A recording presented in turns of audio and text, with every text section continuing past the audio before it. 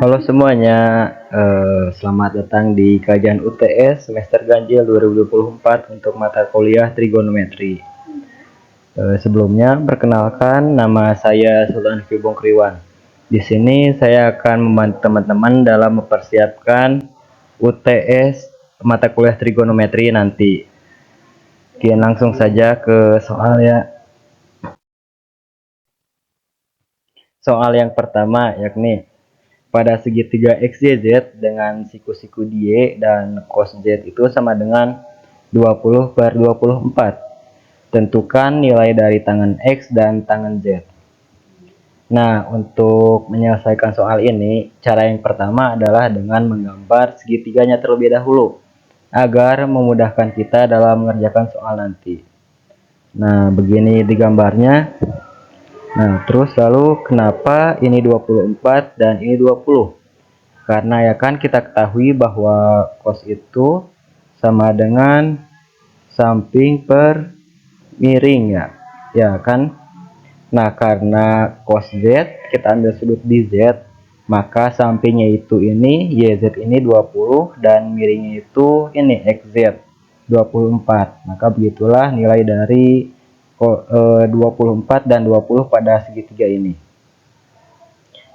Nah, langkah selanjutnya yang bisa kita lakukan yakni dengan mencari sisi yang belum diketahui, sisi XY ini. Nah, caranya kita menggunakan teorema Pitagoras. Ya, seperti biasa, XY itu sama dengan XZ sebagai sisi miring dikurangi YZ sebagai sisi tegak lainnya.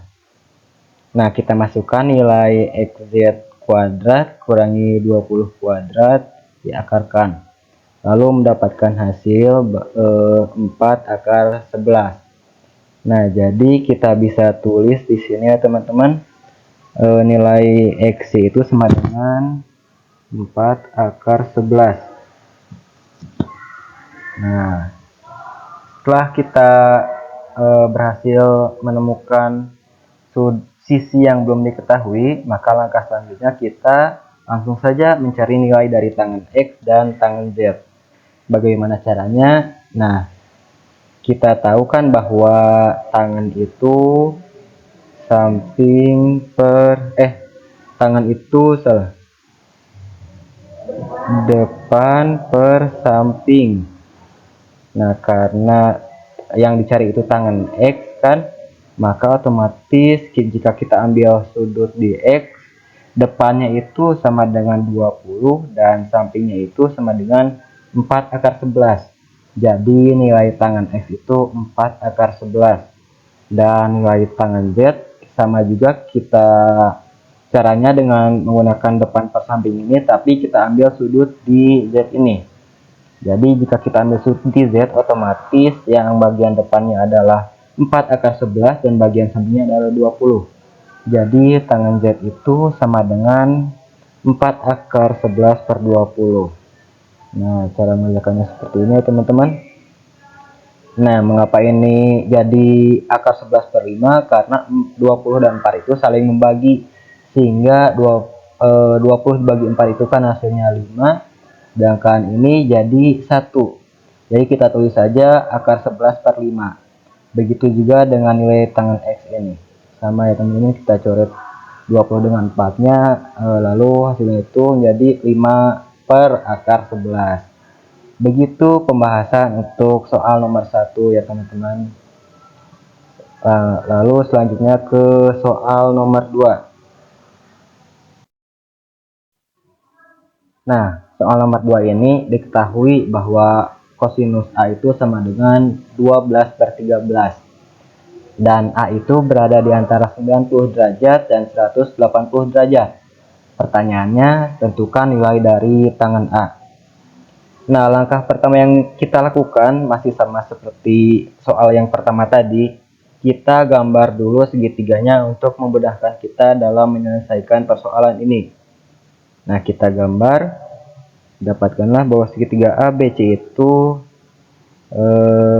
seperti ini ya teman-teman, dengan AB sama dengan 12 dan AC sama dengan 13. Untuk menentukan nilai dari AB dan AC itu yang masih sama seperti tadi, kita gunakan persamaan dari kosinus, yakni samping per miring. Jika kita ambil sudut di A, maka otomatis sampingnya ini 12 dan miring, sampingnya itu AB dan miringnya itu AC. Nah, jika kita masukkan dengan yang diketahui di soal tadi, maka sampingnya itu sama dengan 12 atau AB-nya itu sama dengan 12 dan AC-nya itu sama dengan 13. Begitu untuk panjang dari sisi-sisinya. Nah, langkah selanjutnya untuk menyelesaikan soal ini ya sama juga seperti tadi, kita cari dulu sisi yang belum diketahui.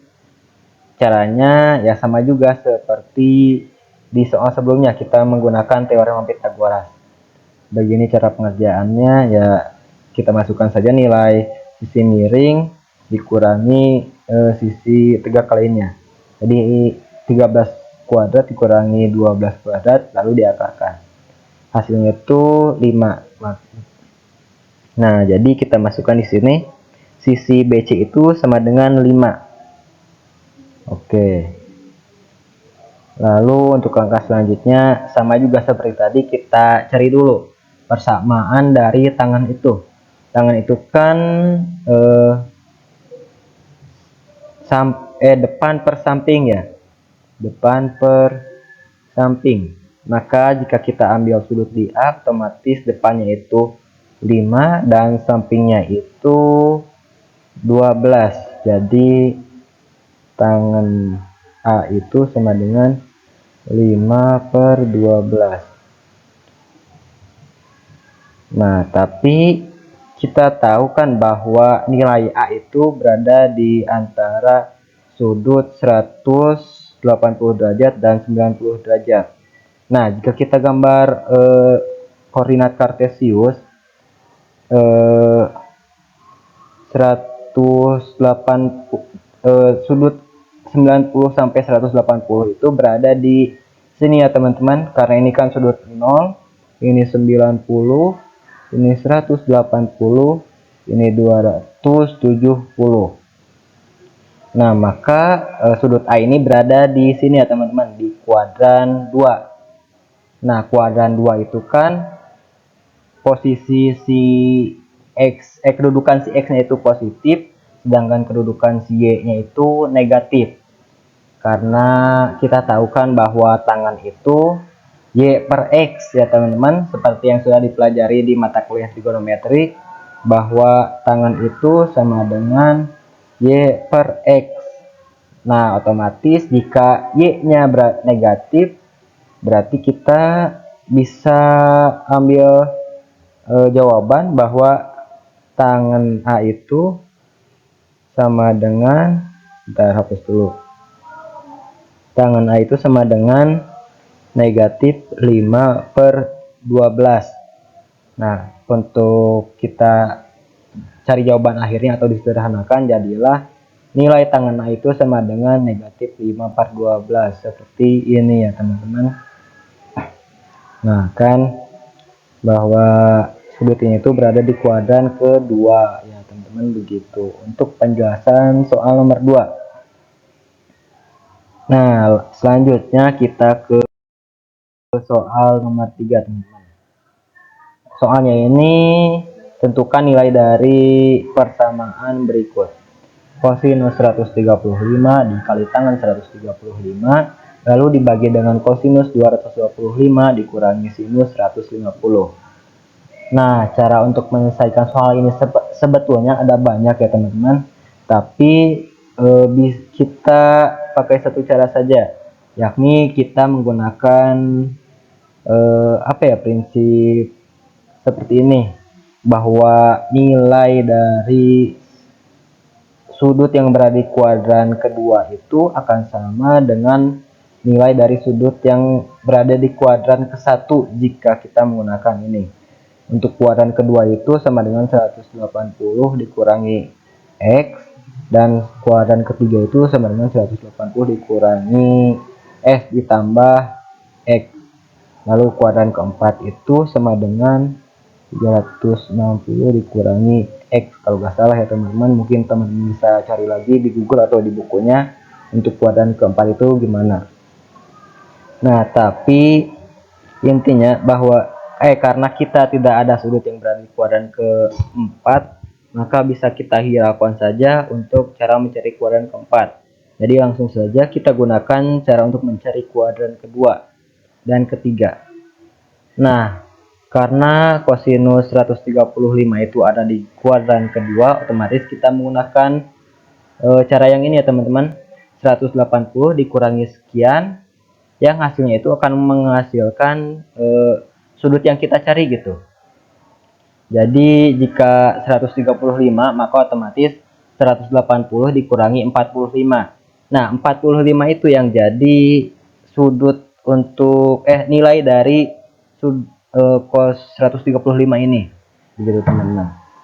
Nah, lalu ya sama juga dengan sudut-sudut lainnya, tangan 135, lalu kosinus 225 dan sinus 150 begitu. Nah, jadi dengan menggunakan hal ini, maka bisa kita langsung saja tentukan nilai-nilai dari sudut yang berada di kuadran kedua dan kuadran ketiga ini. Nah, dengan seperti ini, karena cos 180 dikurangi 45, nah bisa kita simpulkan bahwa X-nya itu sama dengan 45 ya teman-teman.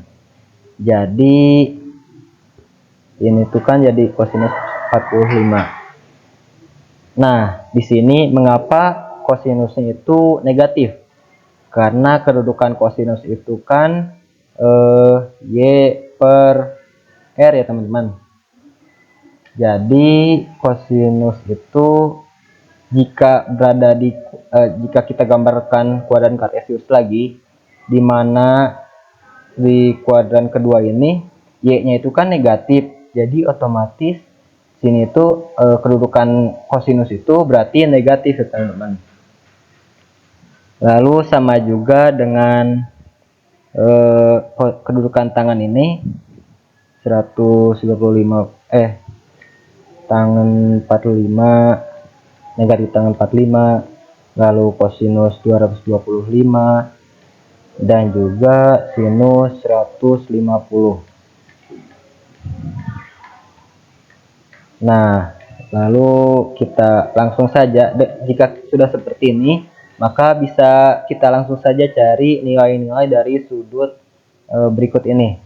Langsung saja, kosinus 45 itu kan sama dengan akar 2 per 2 ya teman-teman. Kalau untuk tangan 45 itu kan sama dengan 1, lalu kosinus 45 juga akar 2 per 2, dan sinus 30 1 per 2.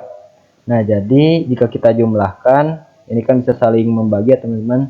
Jadi negatif 1 dikali negatif 1 per negatif 1 per 2. Jadi, karena ini ya, ini bisa kita ke ataskannya teman-teman. Kita naikkan, jadi hasilnya itu negatif 2 begitu teman-teman untuk soal nomor 3 ini. Nah, langsung saja ke soal berikutnya, soal nomor 4. Nah, untuk soal nomor 4 ini, nyatakan ukuran sudut 75 radian, 45 menit dan 49 menit dan 40 detik dalam ukuran radian. Nah, caranya seperti ini teman-teman. Untuk yang pertama kita ubah dulu bagian menitnya ini ya. Kita ubah dulu bagian detiknya. Kita ubah dulu bagian detik ini menjadi menit. Maka otomatis kita harus bagi nilai dari si detik ini dengan angka 60, karena 1 menitnya itu kan 60 detik. Jadi kita bagi nilai 40 ini dengan angka 60. Lalu setelah kita bagi, didapatkanlah bahwa 40 detik itu sama dengan 0,7 menit. Nah, jika kita satuannya itu sudah sama, maka bisa kita langsung jumlahkan saja jadi 49,7. Nah, lalu karena yang dicari itu radian, maka kita belum selesai di sini. Jadi kita harus cari juga, kita harus ubah juga yang bagian menit ini ke bagian radian. Ya caranya sama seperti tadi, bahwa kita tahu kan bahwa radian itu sama dengan 1 radian itu sama dengan 60 menit. Jadi kita bagi nilai si menit ini ke dalam bentuk radian dengan cara membaginya dengan 60. Nah, setelah selesai kita bagi, maka didapatkanlah bahwa 49,7 menit itu sama dengan 0,828 radian. Nah, karena kan satuannya sudah sama ya teman-teman, 70 dan 0,828 sama ya radian satuannya. Nah, di sini bisa kita langsung jumlahkan saja jadi 70,828 radian. Begitu untuk pembahasan soal nomor 4 ini. Nah, selanjutnya soal sudah habis yang untuk dibahas. Selanjutnya ada latihan soal yang bisa teman-teman kerjakan. Nah, ada 5 soal di sini. Ada secara sederhanakan bentuk, lalu jarak terpendek, lalu menghitung tinggi pohon dengan sudut elevasi. Ya, sama nomor 8 juga seperti itu prinsipnya, dan juga yang terakhir itu koordinat polar atau koordinat kutub ya teman-teman. Nah, latihan soal ini bisa teman-teman kerjakan. Lalu akan kita bahas nanti di kajian yang dilakukan secara Zoom gitu. Mungkin untuk sekarang sudah cukup. Terima kasih dari saya karena telah menonton. Terima kasih dan wassalamualaikum warahmatullahi wabarakatuh.